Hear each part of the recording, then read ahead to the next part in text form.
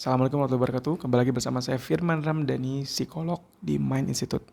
Masih dalam Uncut Sharing Sessions, di mana saya akan sharing berbagai hal seputar dunia psikologi dengan format video yang mengalir apa adanya.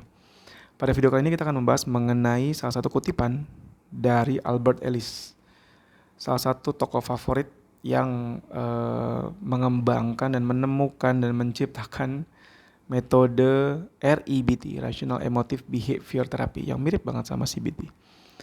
Beliau bilang gini, ini dalam bahasa Inggris ya, nanti saya terjemahin.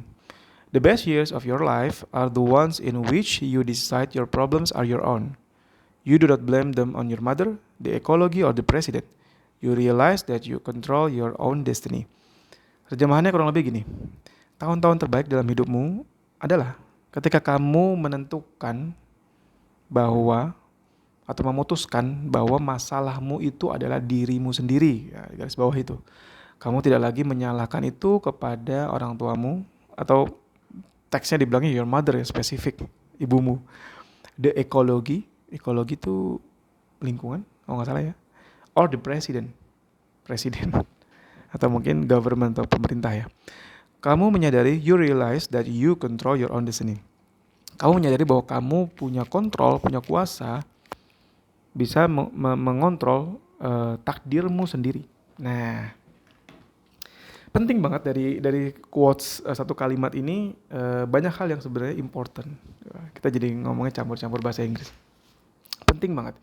Karena memang kalau yang saya temukan dalam interaksi saya sama pasien atau dalam pengalaman pribadi juga, kita tuh cenderung secara otomatis kalau lagi ada masalah menunjuk pihak eksternal sebagai penanggung jawabnya. Siapapun itu, pihak di luar diri kita. Entah itu pasangan kita, misalnya aku tuh dia tuh aku begini gara-gara dia nyuekin aku. Aku nggak akan berubah sebelum dia berubah. Dia dulu yang berubah, gitu. Atau mungkin kita menunjuk gitu ya, point finger gitu. Finger point atau point finger tuh. Menunjuk pihak eksternal, misalnya teman-teman kantor kita ini gara-gara atau bos kita di kantor ini gara-gara mereka ini saya jadi nggak semangat kerja. Gara-gara mereka nggak merhatiin saya, nggak melibatkan saya, ya udah saya jadi malas. Gitu. Saya jadi nggak termotivasi.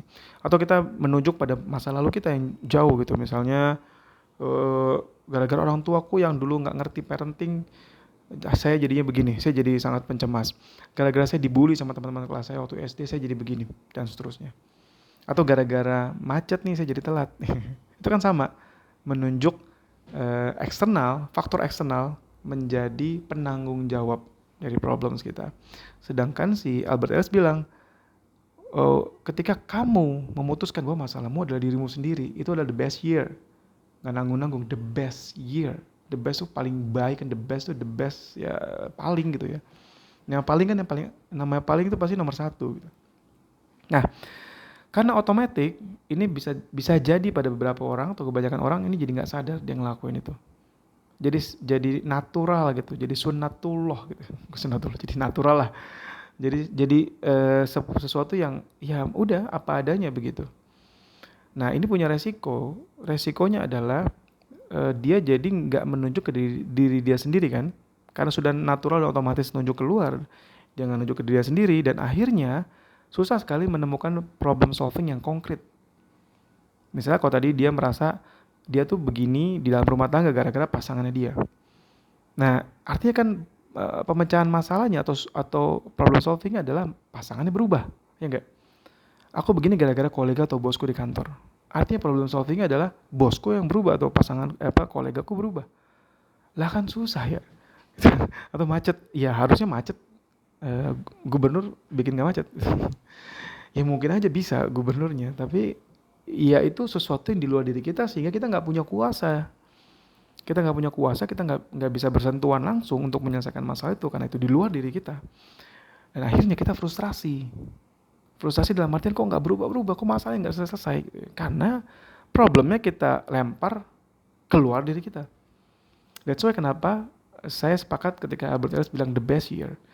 Karena pada saat itu, ketika kita mulai, iya kayaknya aku ada masalah, aku ada persentase menjadi penyebab masalah ini terjadi. Kita balance, fair. Mungkin kolega kita memang jadi penyebab, bos kita juga, pasangan kita juga. Tapi kita fair menunjuk kita juga punya kontribusi terhadap situasi ini, gitu ya. Kita fair, ya memang jalanan itu salah, bukan jalanan ya. Ya pokoknya macet itu salah. Kenapa biasanya lancar tiba-tiba di hari itu macet. Tapi kan ada juga bagian dari kita. Kenapa kita malamnya malah nonton final Liga Champion, gak nyiapin persiapan kuliah besok paginya atau kerja besok paginya gitu. Nah, ketika itu terjadi, ketika kita mulai telunjuknya ke diri sendiri, ada mudah untuk menemukan problem solving yang lebih konkret. Dalam artian kan kita bisa petain tuh kalau memang salah dalam mengambil keputusan untuk memilih kapan tidur cepat gitu ya, atau kapan nonton bola kapan enggak. Artinya kan problemnya adalah gimana decision making. Ketika problemnya adalah ternyata dalam rumah tangga akunya yang terlalu diem. Tapi kalau aku ngomong, aku rasanya masih agak kesel sama pasanganku. Ya wes, artinya aku perlu belajar berdamai dengan kekesalan itu gitu ya. Menggali apa sih yang bikin aku kesel, terus belajar mengelola emosi, belajar komunikasi yang baik, belajar mencintai. Itu kan semua dipelajari sehingga lebih konkret ketika telunjuknya ada di kita, dan sehingga kita lebih hopeful dan gak helpless. Hopeful tuh lebih percaya bahwa ini bisa diubah, helpless tuh lebih percaya bahwa kita gak helpless tuh percaya bahwa kita itu bisa berdaya, ada hal yang masih bisa kita lakukan gitu. Ini sesuatu yang akan sangat beneficial ketika kita menyadari ini, sangat bermanfaat. Dan dalam terapi juga saya biasanya membangun narasi itu ke klien, atau kalau teman-teman belajar stoik gitu ya, stoicism, filosofi teras, itu narasi ini bangun juga sama, bahwa ada hal yang di luar kuasa kita, ada hal yang di luar kuasa kita, ada yang masih di dalam kuasa kita. Fokuslah yang ada di dalam kuasamu gitu ya. Gitu. Tapi mungkin ini akan jauh lebih powerful ketika kita mengaitkan ini dengan value religious value, atau dalam apa yang saya pahami lebih ke Islamic value, atau juga Mind Institute explore juga tentang Islamic value, CBT Islamic value, tentang Islamic value. Karena kalau kita ngomong tentang destiny, itu kan sesuatu yang ada campur tangan Sang Maha Pengatur, itu Allah Subhanahu wa taala ya, ada campur tangan yang maha kuasa, yang maha teliti, yang maha tahu gitu ya. Nah, ini akan sangat lebih powerful kalau kita memaknai juga dengan itu. Artinya kita mungkin pada saat, karena gini, pas telunjuk kita ke kita itu adalah keputusan yang sangat berat, karena nggak mudah loh untuk mengakui bahwa saya punya andil dalam problem ini gitu. Itu nggak mudah, tapi ketika kita maknai juga ya ini ada bagian dari saya, dan saya yakin ini ada alur gitu, ada takdir di mana Allah Subhanahu wa taala ingin saya berubah menjadi lebih baik gitu ya. Allah Subhanahu wa taala ingin saya memupuk pahala sabar sehingga saya bisa punya bekal nanti di akhirat gitu ya. Mungkin di sini enggak nyaman, tapi ini sesuatu yang bisa jadi tabunganku di akhirat nanti gitu. Itu pemaknaan yang super meaning kalau bahasanya Viktor Frankl. Dan itu akan membuat gitu ya, pemaknaan kita tentang tadi, bahwa masalah itu bukan cuma ada di luar tunjuknya, tapi justru malah paling baik adalah ketika kita mengakui bahwa kita jadi part of it, dan kita justru menumpuk di atasnya, ke top of it, bahwa ini semuanya ada maksud, the meaning dari Sang Pencipta. Ada hikmahnya. Kenapa kita harus mengubah ini? Ada hikmahnya. Pun kalau kita sudah atau poin berikutnya, kalau kita sudah berusaha, misalnya kan karena tadi kan ya, kalau telunjuk di kita artinya kan kita perlu berusaha sesuatu kan. Kalau kita sudah berusaha dan ternyata nggak menemukan hasil juga, kita tahu persis bahwa artinya ada campur tangan yang maha kuasa di sini. So pasti Allah nggak akan ngebiarin kita gitu aja. Pasti akan ada celah, akan ada kemudahan berikutnya kan, innamal yusri yusra wa innamal yusri yusra gitu ya. Di balik kesulitan ada kemudahan, di balik kesulitan ada kemudahan. Kalau kita mentok ke sini, oke, sesuatu pasti ada celah yang lain akan terbuka dan seterusnya. Itu pemaknaan yang akhirnya bisa membuat teori Albert Ellis way more powerful.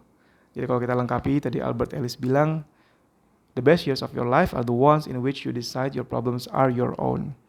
You do not blame them on your mother, the ecology, or the president. You realize that you control your own destiny. Mungkin kita bisa sedikit modifikasi. Kamu mulai menyadari bahwa kamu punya kuasa terhadap keputusanmu, terhadap hal-hal yang masih bisa kamu karyakan, kerjakan, lakukan, kamu ubah dengan tanganmu sendiri, dengan kuasamu sendiri, sambil tetap berserah diri sama takdir yang maha mengatur, Allah Subhanahu wa Ta'ala. Sekian video kali ini, semoga bermanfaat. Jangan lupa like, comment, dan share. Dan kalau teman-teman ada ide pembahasan tertentu, silakan kasih tahu kita di DM di Instagram boleh, di sini juga boleh. Insya Allah kita bisa bahas. Terima kasih. Assalamualaikum warahmatullahi wabarakatuh.